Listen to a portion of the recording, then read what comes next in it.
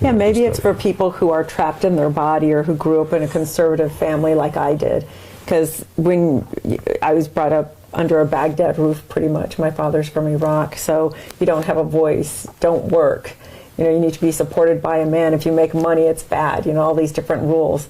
So if you want to go and be an actress or be in the limelight, you're going to put one foot in my grave because women aren't supposed to do this or that. So when you have all of that, I think psychology for me, I was so drawn to it because I'm like, what is that about? And wanted to go to Iraq and explore what that culture is like and how he got those ideas. And then unraveling it for myself and saying, okay, so now let me pick and choose, cherry pick what he's said to me. And I think that helped me a lot, really come out and say, okay, I can do this, I can do that. It doesn't depend on what he says. He's just regurgitating stuff he learned when he was a kid in Iraq. You know, anyway, it freed me completely. But maybe some people had very liberal parents and let them be themselves since they were a baby. And who knows whether or not, you know, having liberal parents creates a liberal child, or having, you know, if you're a liberal parent could create a Republican. I mean, we don't know. I mean, I often wonder whether or not, you know, as I bring up my kids, I mean, I look at my brother's children, and my brother was, you know, a dead bang alcoholic, and he was abusive to his children, and the kind of man that I would never have wanted my children to be anywhere around.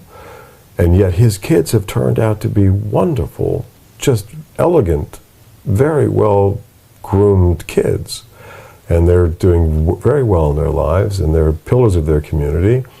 And I go, wait a minute, now I'm bringing my kids up in a very loving, non-abusive, very functional household. Are they going to turn out to be drug addicts? Right. I don't, so too much love. Well, I don't know. It's hard to say how, you know. However, you are in the limelight, your family, so that would be another factor with your children.